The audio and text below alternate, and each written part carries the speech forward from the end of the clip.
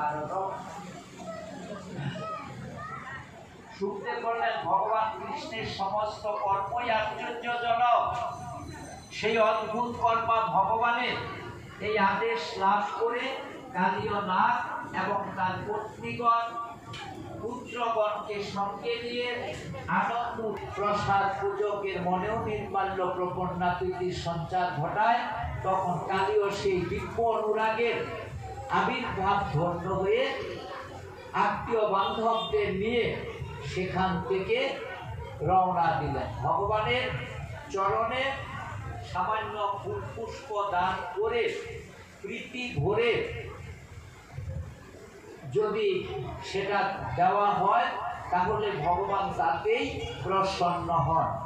ভগবান মহাভারতে এমনও বলেছেন, তুলসী দল মাত্রেন জলস্য চৌলকনবা বিক্রিয়নীতে সমাত্মেন ভক্তব্য ভক্তবৎসল। অপারক ক্ষেত্রে এক অঞ্চল জল মাত্র আর একটা তুলসী পত্র, একটা ফুল যদি তার চরণে দান করা যায় সহৃদয় তার সহিত, তাহলে ওই ভক্তের কাছে, ওই পূজকের কাছে ভগবান নিজেকে বিক্রি করে দেন। ভগবানকে প্রীত করতে সহজ সরল পন্থা। ভগবান আরো বললেন, ষোড়শ প্রচারে পূজায় মোর যত সুখ নয়, জল তুলসী সেবায় মোর শত সুখ হয়। একটা তুলসী পত্র, এক অঞ্চল জলের বিনিময়ে আমি ভক্তের কাছে বিক্রি হয়ে যায়। এর থেকে সহজ সরল পন্থা ভগবান আজ দিয়ে দিবেন। করুণা করে ভক্তকে এত সুন্দর পথ দিয়েছে। চাই আন্তরিকতা, অন্তরের স্নেহ মমতা প্রীতি ভালোবাসা প্রেম ভক্তি, এটুকুই শুধু ভগবান চান। সর্পদের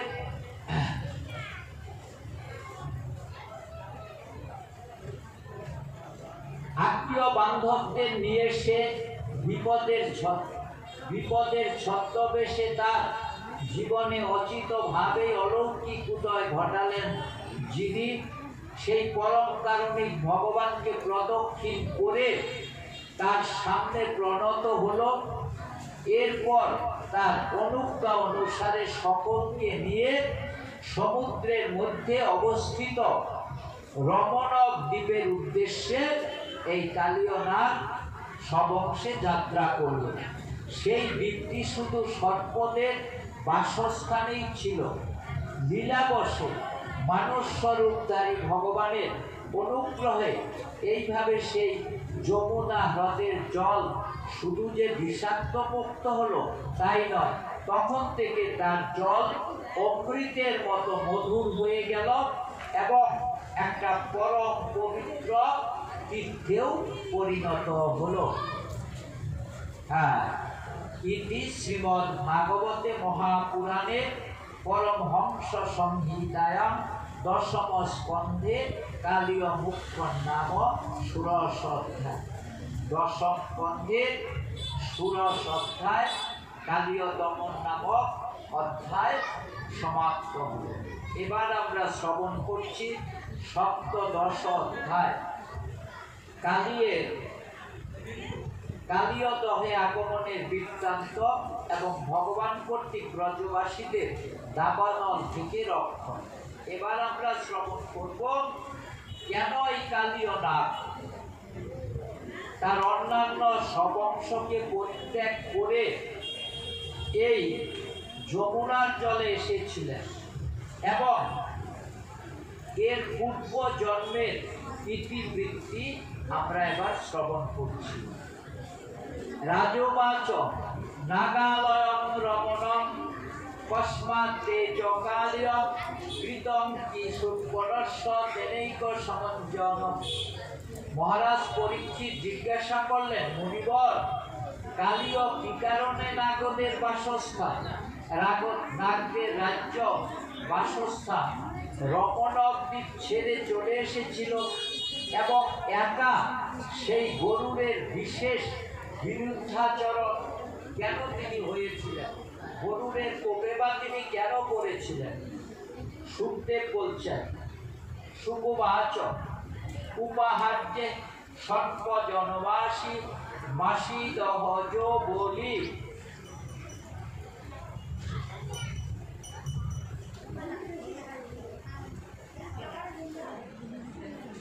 বানস্পত্যই মহাবাহু নাগানাং প্রাক নিরূপিতাহা। প্রত্যেক মাসে একটি নাগ পরিবার থেকে একটি করে সাপকে গরুরের জন্য ভক্ষ উপহার স্বরূপে নির্দিষ্ট একটি বৃক্ষের নিচে প্রেরণ করা হবে।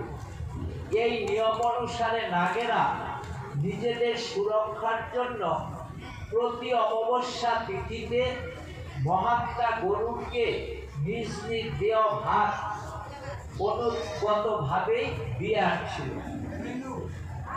এটার অনেক ইতিহাস। নাগেরা সাধারণভাবে গরুরের শত্রু। কেন শত্রু? কশ্যপ মুনির বহু স্ত্রী, 14 স্ত্রীর মধ্যে কদ্রু একজন। কদ্রুর এই নাগ মাতা যত নাগকুল, বসুদেব, তক্ষ, কালীয়, এই যত নাগ আছে শ্রেষ্ঠ শ্রেষ্ঠ নাগ, এরা সবের মাতা হলেন কদ্রু, সর্প মাতা কদ্রু। আর কশ্যপের আরেক স্ত্রীর নাম হলো বিনতা। বিনতা হলেন গরুরের মা। একদিন একটা ঘটনা ঘটে।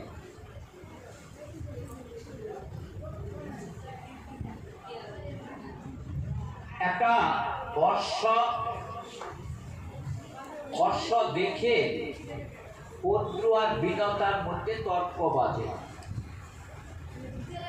কদ্রু বলছে, এই যে অশ্বটা দেখছ, দূর থেকে দেখতে পাচ্ছি, এর লেজটা হলো কালো, লেজটা হলো সাদা। আর বিনতা বলছে না, এর লেজটা হলো কালো। এই নিয়ে তর্ক। তখন বলল যে ঠিক আছে, আমার কথাটা যদি ভুল হয় তাহলে বিনতা আমি তোর দাসত্ব করব। আর বিনতা বলল, দিদি কদ্রু, আমারটা যদি ভুল হয়, আমার দৃষ্টি যদি ভ্রম হয়, আমি তোমার দাসত্ব করব। এই চুক্তি হলো। তখন নাগমাতা যে পুত্র খুব ধূর্ত ছল, ও বুঝতে পারলো যে তার কথাটাই ভুল। এই অশ্বটার লেজটা সত্যিকারের সাদা, বিনতার কথাটাই সত্য। তখন সে কি করলো, কৌশল করে তার ছেলেদের বলল যে তোরা এই ঘোড়াটার লেজটাকে তোদের কালো শরীর দিয়ে পেঁচিয়ে পেঁচিয়ে একেবারে কালো করে রাখ। আমরা যখন পাশে আসবো, দূর থেকে দেখবো জায়গাটা কালো দেখা যায়। তখন সর্পরা কি করলেন, কয়েকজন সর্প গিয়ে সেটাকে, লেজটাকে নিজেদের শরীরের কালো শরীর দিয়ে মুড়িয়ে রাখলেন। দূর থেকে দেখা গেল যে ঠিকই তো লেজটা কালো। ছলনায় বিনতা হেরে গেলেন। এবার বিনতা কদ্রুর দাসী হয়ে গেল। বহুদিন থেকে দাসত্ব করছেন। তারপর এই বিনতার গর্ভে গরুরের জন্ম হলো। গরুরের জন্ম হওয়ার পর গরুর মাকে বলছে, মা তুমি কেন আমার সৎ মায়ের দাসত্ব করো? মহামুনি কশ্যপ তিনি আমাদের পিতা। কশ্যপ তোমারও স্বামী, কদ্রুরও স্বামী, তুমি কেন দাসী বৃত্তি করো? তখন সব ইতিবৃত্তি ঘটনাটা মা বিনতা কাঁদতে কাঁদতে ছেলের কাছে সব বললেন। বলে এই ঘটনা, এই ছলনা, এই ছল নাগকুলকে আমি খেয়ে শেষ করে খাই। এই নাগকুল যেন আমার খাদ্য হয়, এটাই আমি প্রভুর কাছে বর মেয়েছি। এবার এই গরুর সর্পকুলের চিরশত্রু হলো এবং সে যেখানে সর্প দেখে খেতে শুরু করল। এবার সর্পরা তো ভয়ে ভীত হয়ে গেল। তখন তারা একটা বুদ্ধি করল যে আমাদের বাঁচার ব্যবস্থা, আমরা কি করে এখন এই গরুরের হাত থেকে বাঁচতে পারি।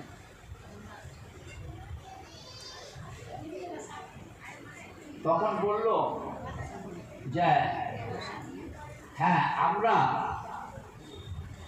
তোমার মাকে ছেড়ে দেব। আমার মা পুত্র তোমাকে দাসী পদ থেকে ছেড়ে দিবে, তোমার সঙ্গে আমাদের শত্রুতা থাকবে না।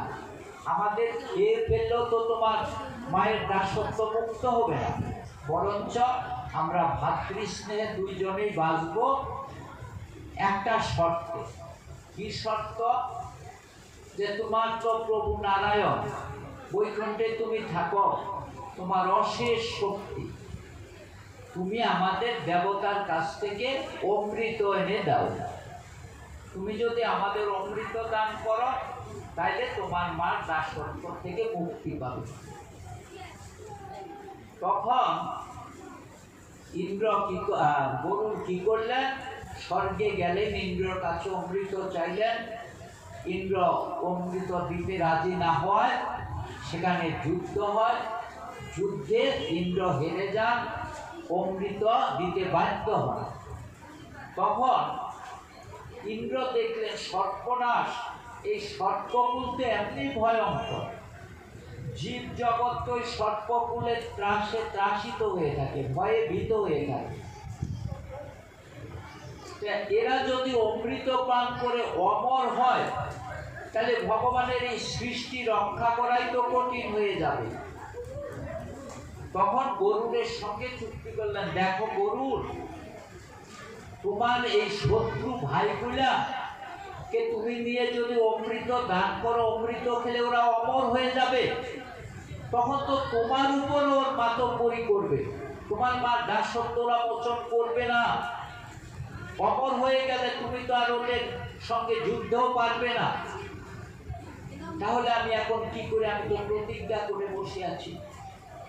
বলে আমি এক বুদ্ধি করছি, তুমি অমৃতটা ওই কুশ বনে, কাশিয়া বনে রেখে দাও কলস। আর ওদের গিয়ে বলো যে হ্যাঁ, আমি অমৃত ভাণ্ড নিয়ে এসেছি, ওই কুশ বনে রেখে এসেছি। দূর থেকে ওরা কলসটাও দেখবে। আমি 2-4 ফোঁটা ওই কুশের মধ্যে অমৃত ছিটিয়ে দিব, অমৃতের গন্ধটাও যেন তারা অনুভব করতে পারে এবং বিশ্বাস করে যে অমৃত এনেছি। আর আমি ওখান থেকে ছলনা করে অমৃত ভাণ্ডটা চুরি করে নিয়ে যাব, তাহলে উভয় কুল রক্ষা হবে। তাই হলো, অমৃত ভাণ্ড এনে কুশের উপর রাখলেন। আর নাগকুল সত্যি দেখলো যে ওখানে অমৃত ভাণ্ড রাখা হয়েছে। সেখানে গিয়ে তারা অমৃতের গন্ধ পর্যন্ত আস্বাদন করলো। আর এই ফাঁকে ইন্দ্র কলসটা চুরি করে নিয়ে গেল। এবার আর সর্পদের অমৃত ভক্ষণ করা হলো না।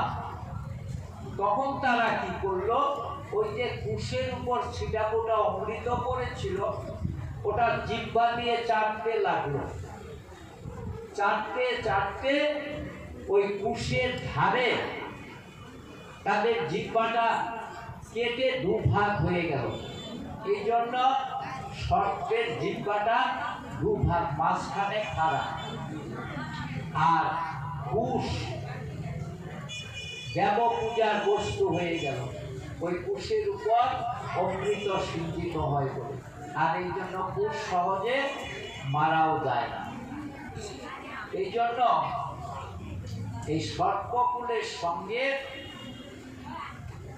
গরুরের চিরদিনের শত্রুতা। এইভাবে মাকে সে উদ্ধার করল।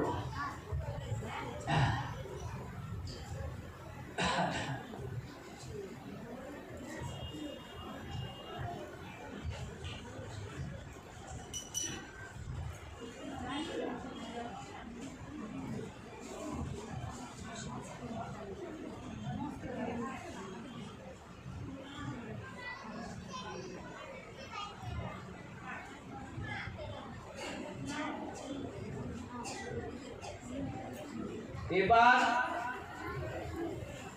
এই প্রতিজ্ঞাবদ্ধ হওয়ায়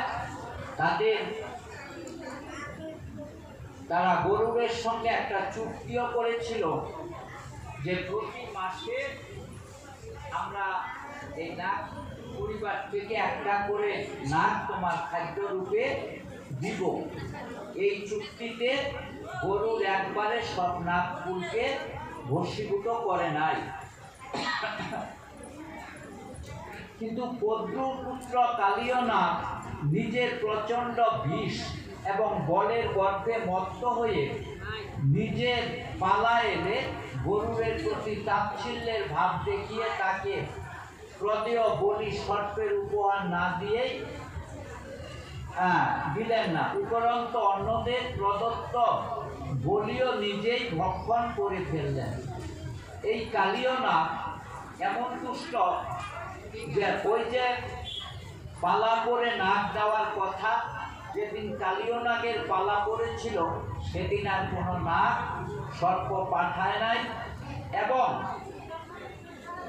গরুরের জন্য যে আরো উপাদেয় খাদ্যগুলি দেওয়া হলো সেগুলি সে নিজে ভক্ষণ করে ফেলল। এই কথা শুনে ভগবানের প্রিয় পার্শ্বদ মহাশক্তিশালী গরু অত্যন্ত ক্রুদ্ধ হয়ে কালিয়কে হত্যা করার ইচ্ছায় প্রচন্ড বেগে তার দিকে ধাবিত হল। তখন গরু এই কালিয়কে বধ করার জন্য তার দিকে ধাবিত হলো। বিষধর কালিয়নাগ যখন দেখলো যে গরু তাকে দ্রুত বেগে আক্রমণ করতে আসছেন, তখন সে তার বহু সংখ্যক ফণা বিস্তার করে উন্নত বস্ত্রকে তাকে প্রত্যাক্রমণ করলেন। তখন তার ভয়ঙ্কর জিহ্বাগুলি লক লক করছিল। এইভাবে সে তার প্রধান অস্ত্র বিষদন্ত গরুকে দংশন করল। কিন্তু ভগবান মধুসূদনের বাহন কশ্যপ নন্দন প্রবল বেগ সম্পন্ন অমিত তেজস্বী গরুরের পক্ষে অবশ্য কালিয়ের এই পরাক্রম প্রতিবিধান করা এমন কিছুই নাই। অনায়াসে সে এই কালিয়কে পরাভূত করল। তার তীক্ষ্ণ নখ দিয়ে তার শরীরকে ক্ষতবিক্ষত করে দিল। গরুরের পক্ষের তীব্র আঘাতে ভীষণভাবে আহত এবং একান্ত বিবল হয়ে কালিয় সেখান থেকে পলায়ন করে এই যমুনা এসে আশ্রয় নিল। এই হদ গরুরের পক্ষে অগম্য ছিল। তখন যুদ্ধে যখন পরাস্ত হলো তখন সে পালিয়ে এসে এই কালিয় দহে বা যমুনার জলে আশ্রয় নিল। কেন? এখানে গরুর আসতে পারত না। গরুর অভিশাপ ছিল এই কালিয় দহে যদি গরুর আসে তাহলে গরুরের মৃত্যু অবধারিত।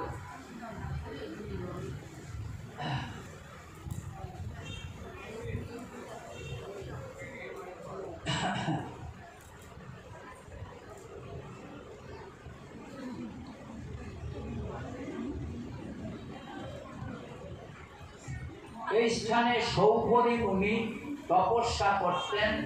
পূর্বে কোনো এক সময় গরুর ক্ষুধার্ত হয়ে এই হ্রদে মাছ ধরতে উদ্যত হলে সৌভরী তাকে নিষেধ করেন, কিন্তু গরুর কথায় কান না দিয়ে জোর করে নিজের অভিষ্ট মাছটিকে ধরে ভক্ষণ করেন। সেই মাছটি ছিল সেখানকার মাছেদের অধিপতি। তার নিধনে সমস্ত মাছে অত্যন্ত দুঃখিত বেকুল হয়ে পড়ে। তাদের এই দিনদশা দেখে মহর্ষি সৌভরীর মনে কৃপা জন্মায়। তিনি তখন সেখানকার বসবাসকারী জলচরদের মঙ্গল বিধানের জন্য গরুরের উদ্দেশ্যে অভিশাপ বাণী উচ্চারণ করেন। এরপর যদি আর কখনো গরু এই কুণ্ডে প্রবেশ করে, মাছেদের ভক্ষণ করে, তাহলে তৎক্ষণাৎ তার মৃত্যু ঘটবে। কেন গরু সেখানে যেতে পারত না? এখানেই এই কালীয়দহে মহামুনি সৌভরী বাস করতেন। সৌভরী মুনি ঋষি জলের নিচে তপস্যা করতেন। কেন জলের নিচে তপস্যা করতেন? প্রাকৃতিক জগতের এই ভোগ্য দ্রব্যগুলি দেখলে ভোগবৃত্তি আসে। পুরুষ দেহ একটা নারী দেহের রূপে আকৃষ্ট হয়। সুখাদ্যাদি দর্শন করলে তার মধ্যে ভোগবৃত্তি আসে। এই পরিদৃশ্যময় জগৎটাই ভোগের দিকে টেনে নিয়ে যায়। আমাদের ইন্দ্রিয়গুলি পঞ্চভৌতিক দ্রব্য দ্বারা তৈরি। পঞ্চভূতের সঙ্গে মিশায় একমাত্র তার লক্ষণ। যেমন জলের সঙ্গে জল মিশে তেলের সঙ্গে তেল, ঠিক সেই রকম। এই জন্য এই মহামুনি মনে মনে চিন্তা করলেন, আমি এই ভোগ্য জগতেই থাকবো না, জলের নিচে ডুবে সেখানে বসে তপস্যা করব। এমন সাধনা করলেন, গঙ্গা দেবীকে এমনভাবে সিদ্ধ করলেন যে সেখানেও তার প্রাণ নাশের কোনো কারণ নেই। যথাযোগ্যভাবে সে শ্বাস প্রশ্বাস নিতে পারত। একদিন ধ্যানে বসে আছেন, সব মাছগুলি সেখানে খেলা করছে।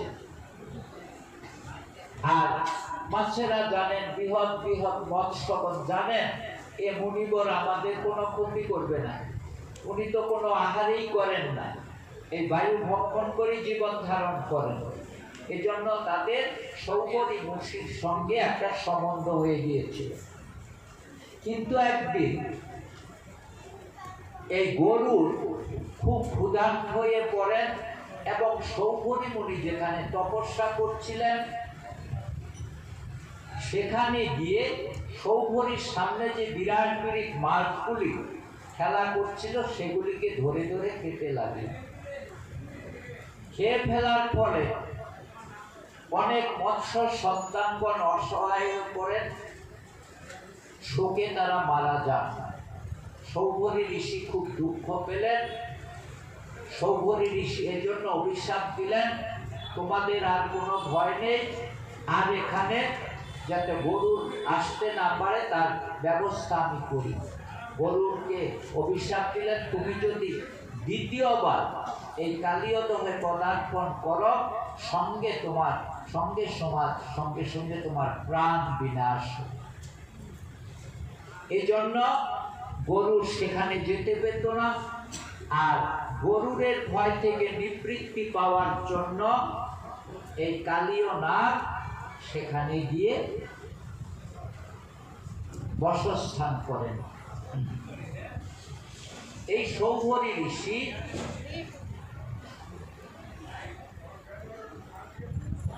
জলের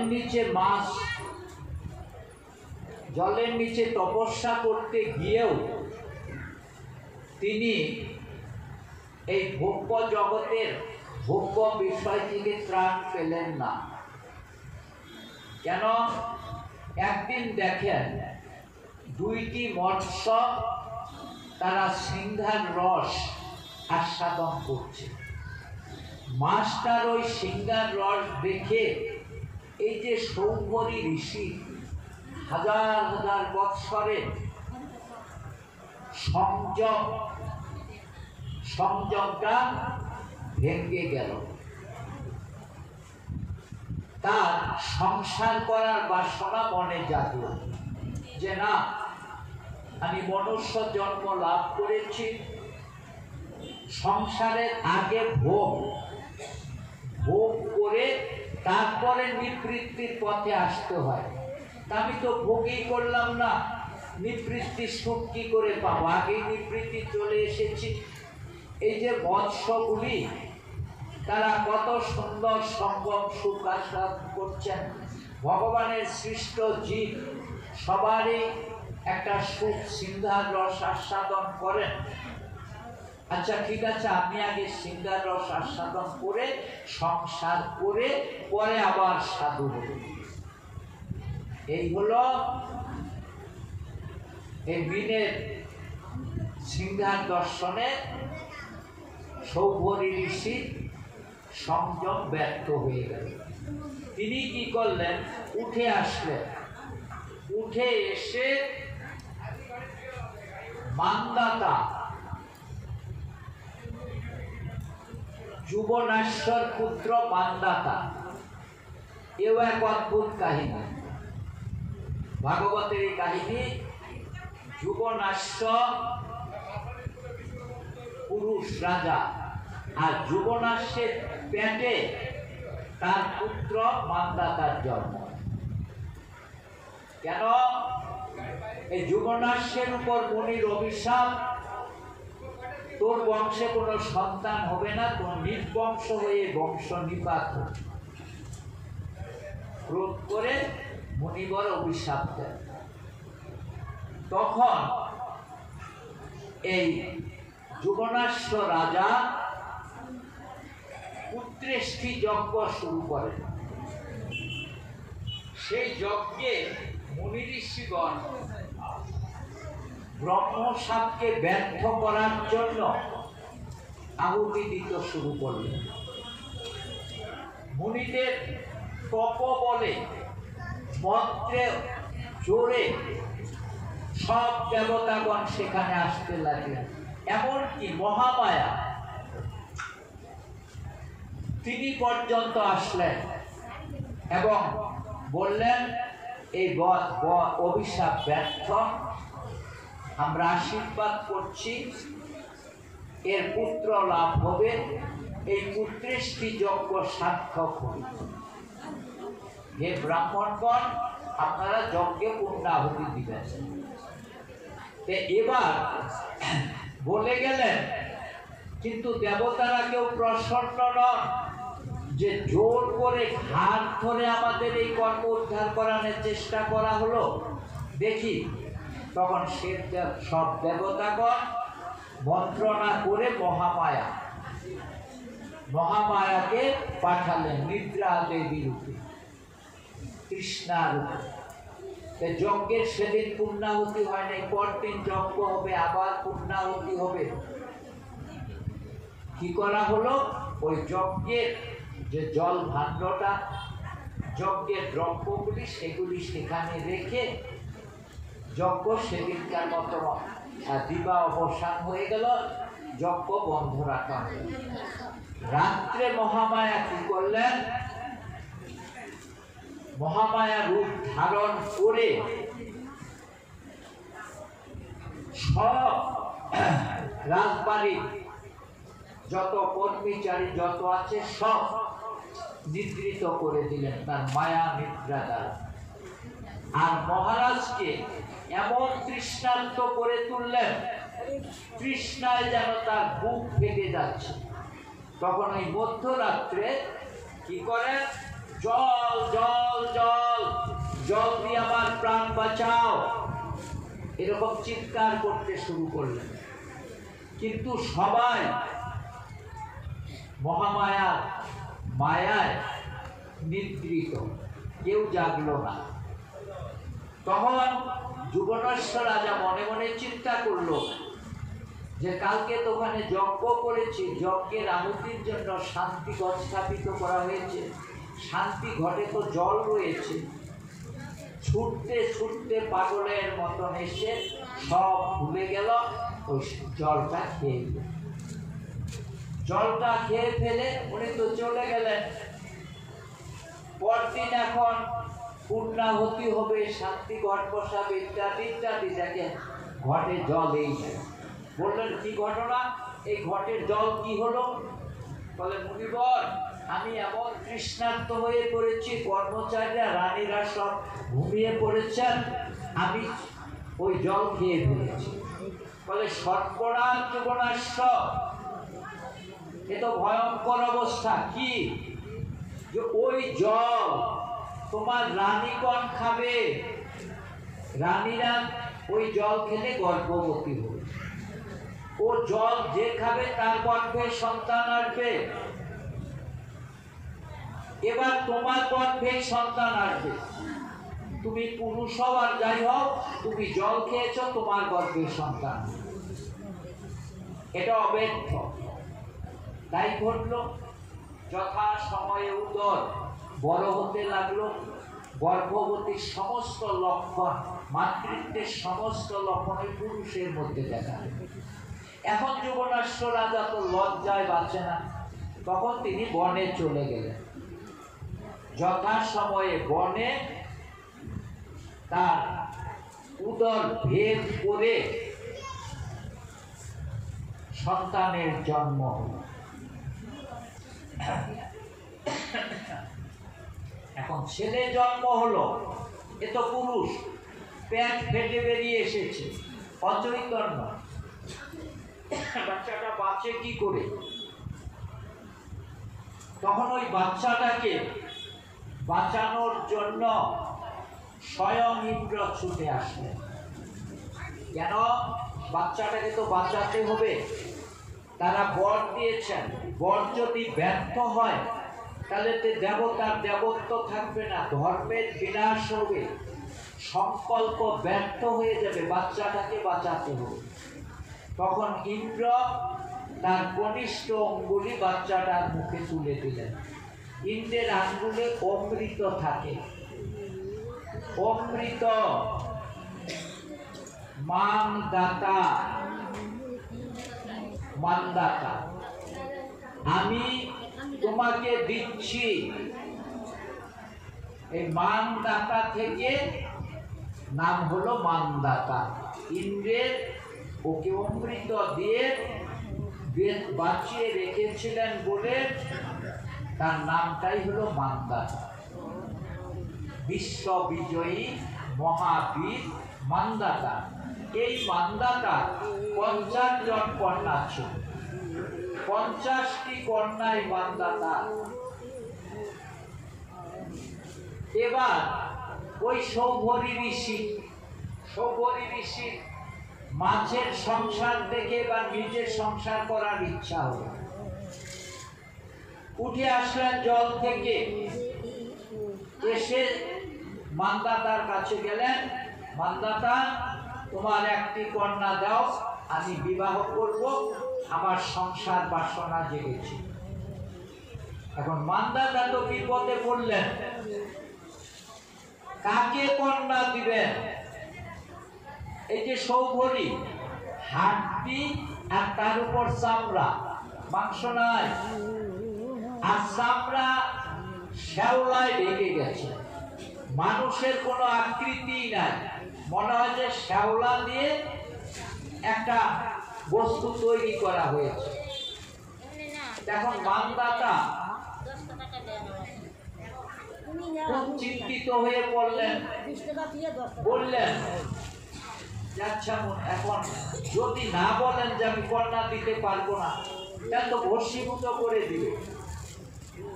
আর যদি বলেন কন্যা দিব, কোন কন্যা এরকম একটা বৃদ্ধকে স্বামী রূপে বরণ করবে? মহাবিপদে পড়লেন মানদাতা। এবার বললেন ঠিক আছে, কন্যা আমি দিব, আপনি আর দিন আসবেন, দিন স্থির হল, স্বয়ংবর হল। স্বয়ংবরা ব্যবস্থা করলেন। যথা সময়ে স্বয়ংবর সভার আয়োজন হলো। এখন সৌভরী ঋষি বুঝতে পারলেন যে রাজা এই যে সময়টাকে টানা, এর কারণ আমার যে দৈহিক অবস্থা এটা কোনো নারী জাতির গ্রহণযোগ্য হবে না, প্রিয় হতে পারে না। তখন তিনি কি করলেন, যোগ বলে একেবারে 18 বৎসরের একটা যুবক, আর কামদেবের যে দেবতার মধ্যে সর্বশ্রেষ্ঠ সৌন্দর্য, মনে হয় যে 10টা 100টা কামদেবের যদি সৌন্দর্য একত্র করা হয় তবুই সৌভরী ঋষির সমান সৌন্দর্য হবে। যোগ বলে এমন সৌন্দর্য তিনি ধারণ করলেন, আর ওই জ্যোতির্ময় হয়ে এসে স্বয়ংবর সবাই বসল। এবার কন্যাগণের মধ্যে হুলস্থুল লেগে গেল। এ বলছে না আমি ওকে স্বামী রূপে বরণ করব, ও বলল আমি স্বামী রূপে বরণ করলো। ভিতরে একটা ভয়ঙ্কর ঝগড়া। মুনিবর বুঝতে পারলেন। মুনিবর তখন ওই 50 জন কন্যাকে একই সঙ্গে বিবাহ করে। এই হলো সৌভরী ঋষি মান্দাতার ইতিবৃত্তি। এবার এই সৌভরী ঋষি কর্তৃক অভিশপ্ত হলেন গরু। এ কারণে গরু সেখানে যেতে পারত না, আর গরুরের হাত থেকে নির্বিঘ্নে কালীয়দহ সেখানে সুখে বাস করতে ছিল।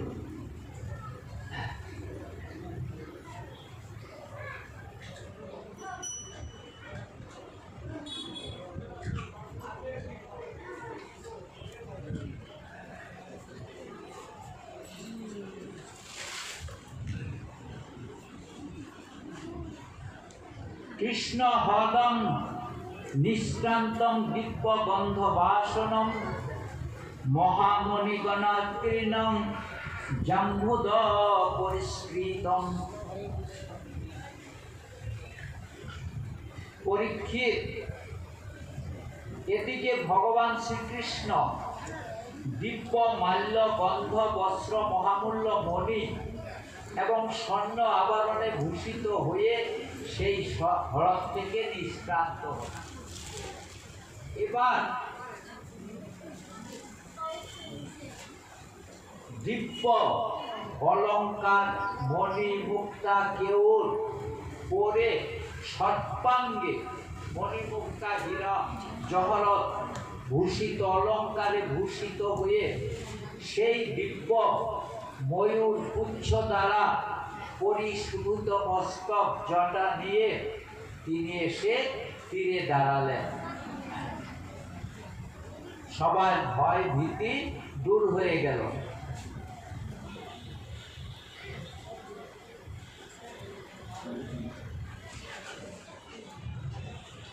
এরপর যদি আর কোনো গরুর এই কুণ্ডে প্রবেশ করে মাছদের ভক্ষণ করে তাহলে তৎক্ষণাৎ তার প্রাণ বিয়োগ হবে। এই আমি সত্য বললাম, এটা অভিশাপ দিয়েছে। এদিকে করলেন, তাকে দেখা মাত্রই ব্রজবাসীরা সকলে সহসা যেন প্রাণের পুনরাগমন চেতনাযুক্ত ইন্দ্রিয় সমূহের মতো সমর্থিত হলেন। তাদের আনন্দের আর সীমা রইল না। প্রেমপূর্ণ হৃদয়ে তারা কৃষ্ণকে আরো আলিঙ্গনে আবদ্ধ করলেন। নিতাই গৌর প্রেমানন্দে।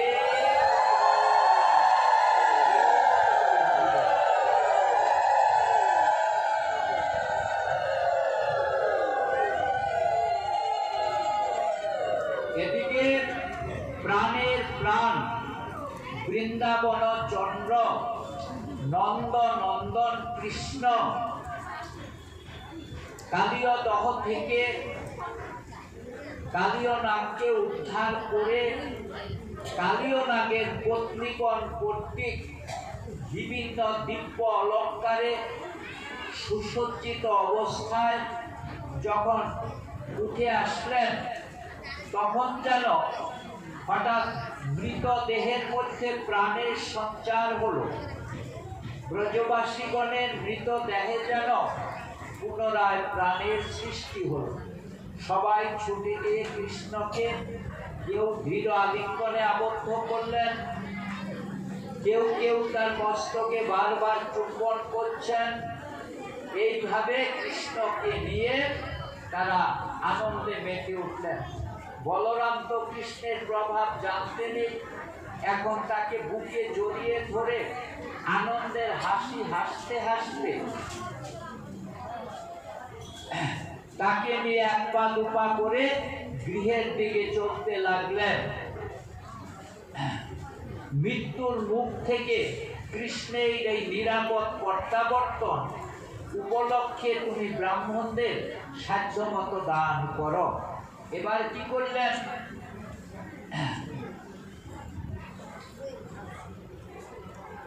ব্রাহ্মণগণ বলতে লাগলেন যে দেখো, তোমার পুত্র কৃষ্ণ যে অবস্থায় পড়েছিল, এই ভয়ঙ্কর কালীয় নাগ, তার কবল থেকে সে উদ্ধার পেয়েছে। এটা তোমার পূর্বজন্মের বহু স্বীকৃতি। তুমি এক কাজ করো, এই বিপদ থেকে উদ্ধার করেছে ভগবান, তার উদ্দেশ্যে, তার প্রীতির জন্য ব্রাহ্মণ বৈষ্ণবগণকে তুমি দান করো। তখন নন্দ মহারাজ পরম আনন্দের সহিত ব্রাহ্মণদের কথা শুনে প্রসন্ন চিত্তে ব্রাহ্মণদের বহু গাভী ও স্বর্ণ দান করলেন। পরম সৌভাগ্যবতী মা যশোদা তার ফিরে পাওয়া হারানো নিধিকে কোলে নিয়ে বুকে জড়িয়ে ধরে রাখলেন। ধীরে ধীরে শান্ত হয়ে আসতে লাগলো তাদের এতক্ষণের দহন জ্বালা। দু চোখ দিয়ে অবিরল গড়িয়ে পড়তে লাগলো আনন্দের অশ্রু।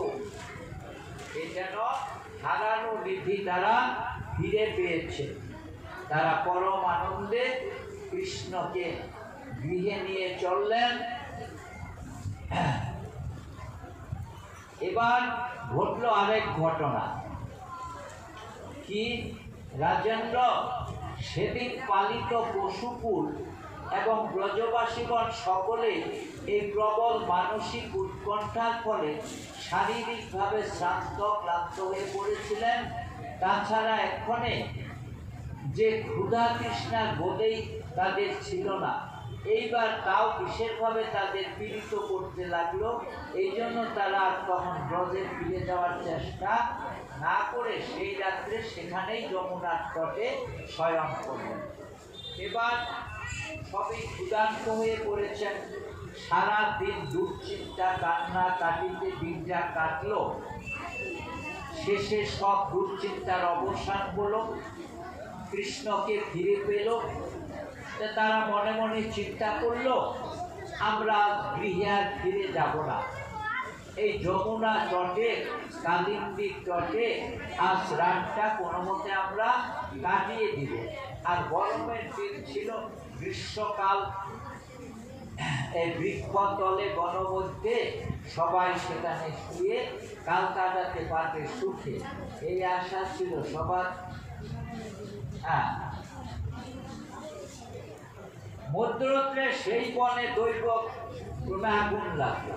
তারা তখন বনে বৃক্ষের নিচে নিচে ওই কালীয় দহের পারে শুয়ে পড়লেন। হঠাৎ দেখেন ওই বনে আগুন লেগে গেছে।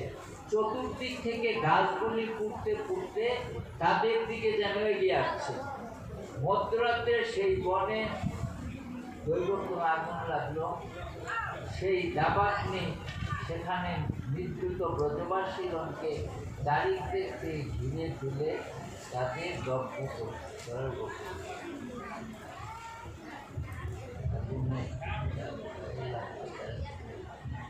এবার তারা ঘুমুচ্ছে। হঠাৎ গায়ে আগুনের প্রবল তাপ লাগলো। আগুনের তাপ লাগার সঙ্গে সঙ্গে তারা জেগে উঠে দেখে চতুর্দিক থেকে তাদের ঘিরে আগুনগুলি তাদের দিকে এগিয়ে আসছে। তখন তারা বিপদ ভঞ্জন, সমস্ত বিপদে যার নাম নিলে, যাকে স্মরণ করলে বিপদ ভঞ্জন মধুসূদন হয়ে এসে ভক্তকে রক্ষা করেন, সেই ভক্ত বিপদ ভঞ্জন বিপদহারী মধুসূদনকে তারা সব মিলে ডাকতে লাগলেন। হে কৃষ্ণ, মহানুভব কৃষ্ণ, হে অমৃত বিক্রমশালী বলবান, দেখো এই ভয়ঙ্কর অগ্নি আমাদের গ্রাস করতে উদ্যত হয়েছে। আমরা তো তোমাদেরই নিজ নিজ দল, তোমরা ছাড়া আমাদের আর কে আছে? তখন কৃষ্ণের শরণাগত হয়ে তারা এইভাবে কৃষ্ণের স্তবস্তুতি করতে লাগলেন। হে কৃষ্ণ, দেখো আমরা বড় বিপদে পড়েছি, আমরা অগ্নি কিন্তু পুড়ে বোধহয় ছাই হয়ে যাব, তুমি এই মুহূর্তে এখানে উদয় হয়ে আমাদের সর্বতভাবে রক্ষা করো। এই বলে তারা উচ্চস্বরে বিপদহারী মধুসূদন কৃষ্ণকে ডাকতে লাগলেন, তাকে স্মরণ করলেন। শরণাগতকে রক্ষা করাই কৃষ্ণের ধর্ম।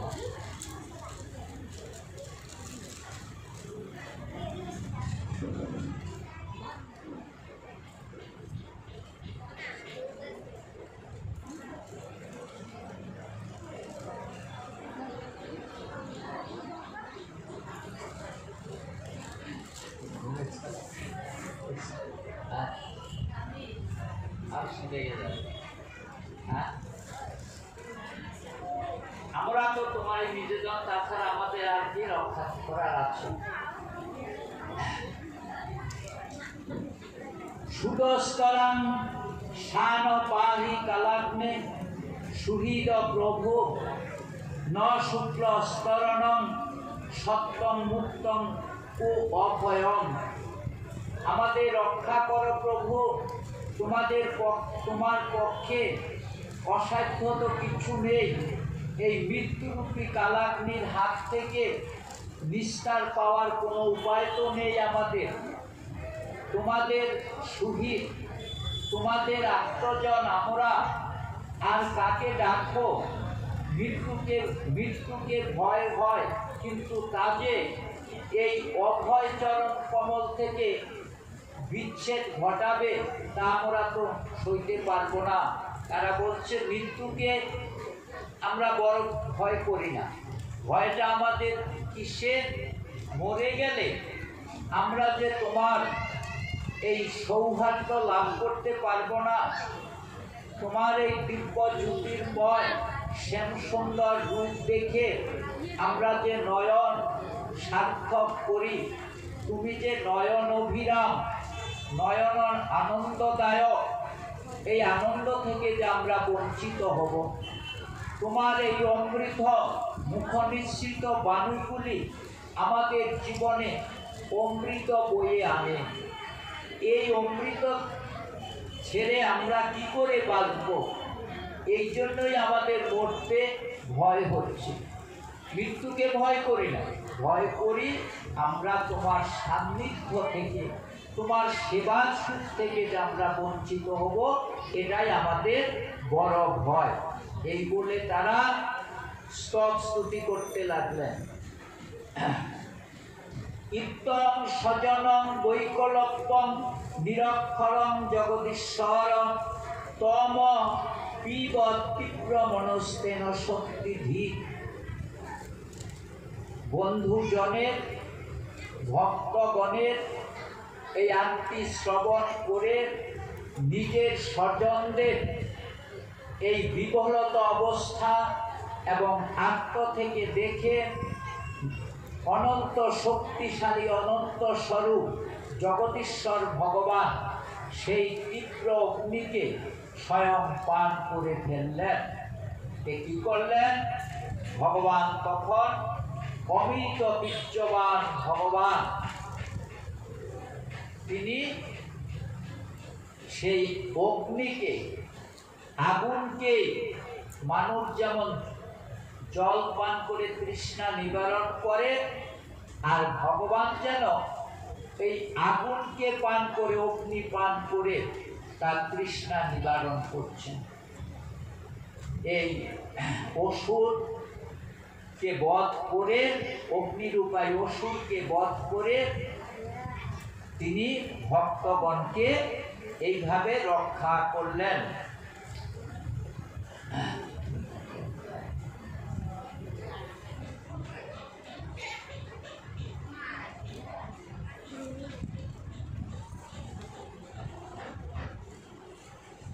ইতি শ্রীমদ্ ভাগবতে মহাপুরাণে পরমহংস সংহিতায়াং দশম স্কন্ধে পূর্বার্ধে দাবাগ্নি মোচনম নাম সপ্তদশ পরিচ্ছদ।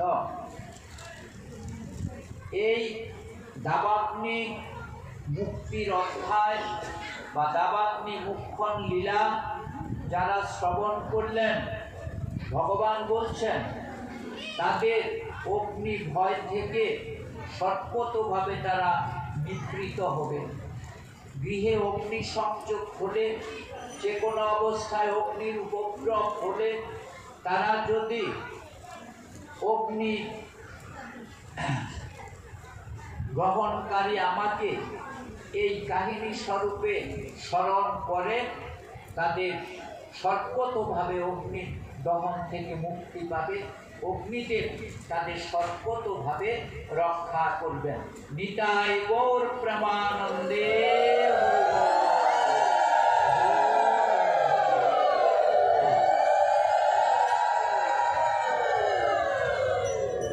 ইতি শ্রীমদ্ ভাগবতে মহাপুরাণে পরমহংস সংহিতায়াং দশম স্কন্ধে দাবাগ্নি মোচনং নাম সপ্তদশ অধ্যায়।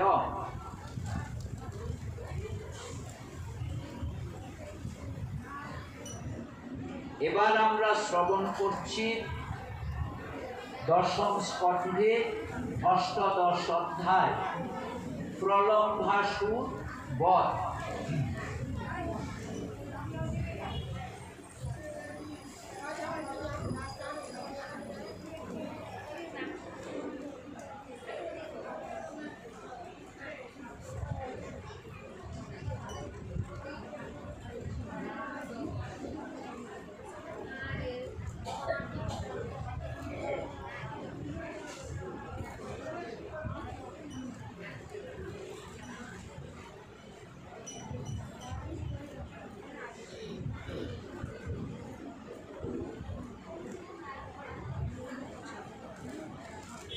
আমরা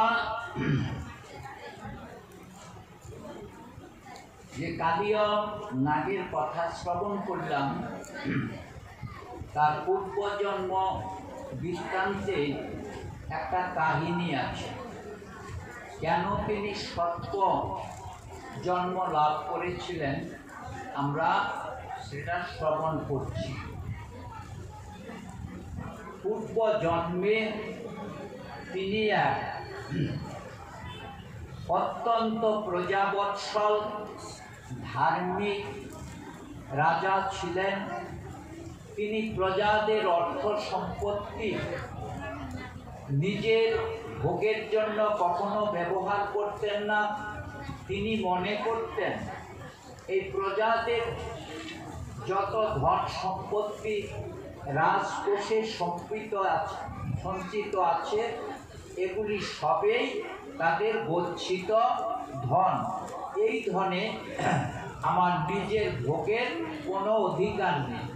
এমনতর মহৎ প্রজাবৎসল রাজা ছিলেন এই কালীয়নাথ পূর্বজন্মে। তখন তার নাম ছিল ঋষভ।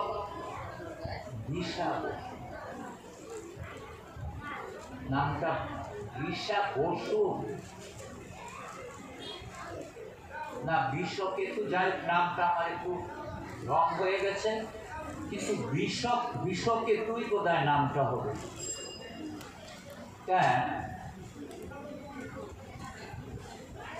তার একটা ফুল বাগান ছিল, সেই ফুল বাগানে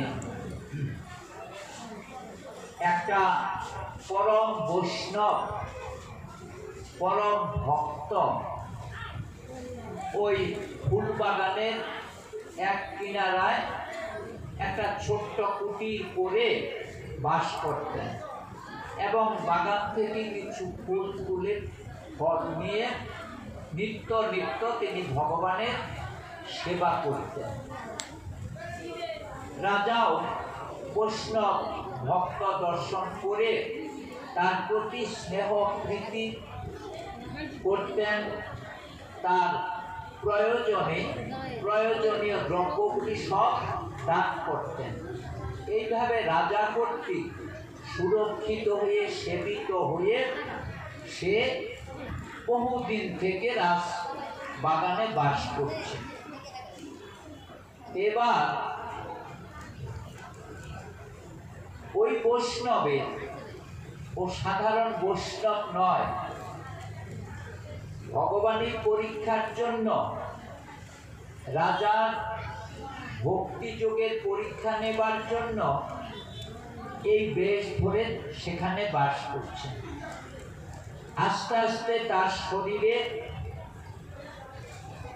তীব্র কুষ্ঠ রোগ দেখা দিল। বিগলিত কুষ্ঠ হইতে হইতে সর্প শরীরে কুষ্ঠ রোগ দেখা দেয়, হাত পা গুলি তার বিগলিত হয়ে যায়। এভাবে একটা দুর্গন্ধময় একটা অবস্থা সেখানে দাঁড়ালো। এবার রাজা আর তাকে সেই আগের মতন দেখাশোনা করেন না। ইতিমধ্যেই রাজা এই যে বৈষ্ণবের প্রতি একটা বিদ্বেষ ভাবাপন্ন আসলো, এর থেকে হঠাৎ তার একটা পেট ব্যথা রোগ সৃষ্টি হল। পেট ব্যথা রোগ বহু রাজবৈদ্য, বহু কবিরাজ এই চিকিৎসা করেও ব্যর্থ হয়ে গেলেন। তারপর একদিন দৈবে এক বৈষ্ণব সেখানে এসে বলেন যে, দেখুন রাজন, মানস সরোবরে দুইটি রাজহংস বাস করে। সেই রাজহংসের মাংস যদি আপনি খেতে পারেন, তাদের রান্না করে সেই রন্ধিত মাংস যদি আপনি ভোগ করেন, তাহলেই দুরারোগ্য ব্যাধি সারবে, না হলে জীবনেও আপনার এই ব্যাধি সারবে না। এই ব্যাধিতেই আপনাকে মৃত্যুবরণ করতে হবে। তখন রাজা রাজ্যে ঢোল পিটিয়ে দিলেন যে রাজহাঁস যে এনে দিতে পারবে তাকে আমি বিশাল উপঢৌকন দিব, 5টি গ্রাম দান করব, গাভী আদি তার জীবনে রাষ্ট্রীয়ভাবে চলার সমস্ত ব্যবস্থা আমি করে দিব। তখন সেখানে কয়েকজন লোক আসলেন যে ঠিক আছে, আমরা রাজহাঁস এনে দিব। এরা ছিল বেদ,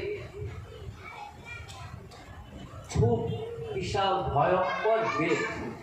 এই পশু ধরে, পশু বিক্রি করে, পশু মাংস বিক্রি করে এদের জীবিকা নির্বাহ করত। তখন তারা মানস সরোবরে চলে যায় রাজহাঁস দুটি ধরতে। গিয়ে দেখেন সেই রাজহাঁস দুটি দিব্য আনন্দের সহিত, তারা অন্যান্য হাঁসের মতন বুগলি, শামুক এগুলি খায় না। মানস সরোবরে যে নীল পদ্ম, নীল কমল, সেগুলির যে ফুলে পদ্মের মধ্যে সাইডার মধ্যে যে ছোট ছোট বীজ হয়, পদ্মের বীজ, সেগুলি শুধু তারা ভক্ষণ করে। কোন আমিষ জাতীয় খাদ্য তারা ভক্ষণ করে না। তখন তারা কি করলো, তারা তো এটা জানে না অতটা। তখন তারা হাঁসকে দেওয়ার মতন যত খাদ্য, হাঁস যেগুলি খায় এইরকম খাদ্য ওই চতুর্দিকে দিয়ে রাখতে লাগলো। হাঁসগুলি আসে, ওটা দেখে গন্ধ নিয়েই চলে যায়।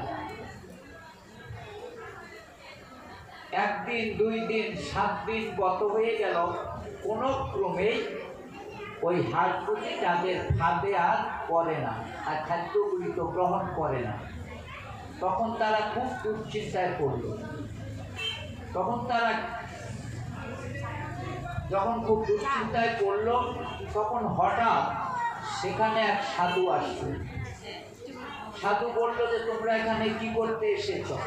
যে আমরা এই রাজহাঁসগুলি ধরতে এসেছি, এইরকম বিষমানু রাজার রোগ সারবে হাঁসগুলি খেলে। বলে তোমরা এই দুটি কি ধরতে পারবে? তোমাদের যে বেশ, এই বেশ দেখে হাঁস তো তোমাদের খাদ্যও খাবে না, আসবেও না। এরা বৈষ্ণব প্রদত্ত কোনো প্রসাদ যদি হয় তাইলে গ্রহণ করে, না হলে ওদের খাদ্য ওই পদ্মের ফল। তখন এরা করলো কি, ছল করে মর্কট বৈরাগ্য, ধ্বজাধারী বৈরাগী সাজল, তিলক করলো, মাথা মুন্ডন করে শিখা রাখলো, গলায় ত্রিকণ্ঠী পড়লো, একটা রামাবলী গায়ে দিল, আর একটু প্রসাদ মানে একটু চিরা দই এনে তার মধ্যে তুলসী পাতা দিয়ে রাখলো, সেখানে রাখলো। এখন রাজহাঁস দুটা দিব্য রাজহাঁস, তারা সব জানে এই লোক দুইটা কেন এখানে এসেছে।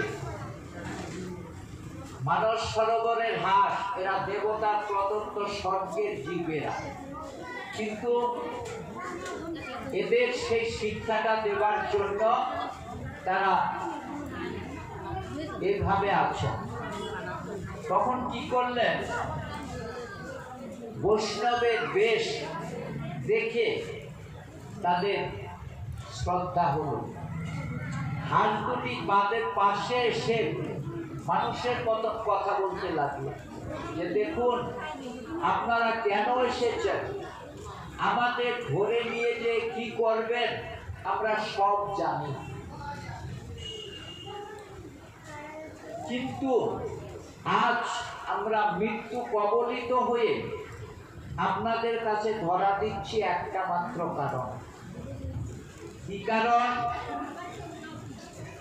আপনার যে বৈষ্ণব বেশটা আর তুলসী পত্র দিয়ে যে খাদ্যটা দিয়েছেন, এটাকে আমরা অবিশ্বাস করতে পারছি না। বেশটার মর্যাদা দিতে গিয়ে আর এই তুলসী পত্র প্রদত্ত বস্তুটাকে প্রসাদ জ্ঞান করে আমরা আপনার হাতে ধরা দিলাম, আপনারা আমাকে বধ করবেন না, জীবিত অবস্থায় রাজার কাছে আমাকে পৌঁছে দিন। রাজহাঁস কথা বলে, এটা শুনে তারা অবাক হয়ে গেলেন এবং মনে মনে বুঝতে পারলেন যে এরা সাধারণ হাঁস নয়। তারা বহু যত্নের সহিত হাঁস দুটিকে কোলে নিয়ে রাজার কাছে পৌঁছে দিলেন এবং সমস্ত এখানে মানস সরোবরে যা যা ঘটেছে সমস্ত বৃত্তান্ত রাজাকে বললেন। এবার হাঁস দুটি রাজাকে বলতে লাগলো, রাজা আপনি নিজের দেহ রক্ষার জন্য, নিজের অসুখ নিবৃত্তির জন্য দুইটা প্রাণ কেন বিনাশ করতে চলছেন? আমরাও তো বাঁচতে চাই, আমরাও তো ভগবানের সন্তান, ভগবান তো আমাদের জীবনী শক্তি দিয়ে এই ধরাধামে পাঠিয়েছেন বাঁচার জন্য। আপনার খাদ্য করে তো আমাদের পাঠায় নাই। মানুষের খাদ্য তো মাংস নয়, পশুর খাদ্য। পশুরা, হিংস্র পশুরা মাংস খায়, মানুষের খাদ্য মাংস নয়। মানুষের খাদ্য যদি মাংস হতো তাহলে পশু যারা মাংসভোজী প্রাণী তাদের মতো ধারালো নখ থাকতো মানুষের, বাঘের মতন, কুকুরের মতন ধারালো দাঁত থাকতো, কিন্তু আপনাদের তো নাই। তারা কাঁচা মাংস খায়, ছিঁড়ে ছিঁড়ে খায়, সেই রকম হজম শক্তি আপনাদের থাকতো, তা দেয় না। মানুষকে মাংসভোজী করে ভগবান পাঠায় নাই। আপনারা যে মাংস খাবেন, খেলে পাপ হবে, আপনার রোগ সারবে না, আরো বিরাট রোগ আপনাকে ধরবে। সে রোগটা কেমন? আমাদের মেরে খাবেন, আমরা হামস্বরূপ পেয়েছি, যারে হনন করা যায় সে পায় জীবন, হন্তারে পাইয়া জব পরয়ে তারণ। যাকে আপনি হত্যা করবেন, বধ করবেন, তার যে দেহটা, ওই দেহটা আপনি পাবেন, আর আপনার দেহটা ও পাবে। ঠিক এমনি করে আপনাকেও বধ করবে। আজকে আপনি হাঁস দেহ বধ করছেন, আমার এই দেহটা হাঁসরূপী দেহ আপনি পাবেন, আপনার এই রাজদেহটা আমি পাবো। আপনি ঠিক আপনার মতন আমাদের যেমনি বধ করেছেন, ঠিক এমনি করে আপনাকেও বধ করবেন।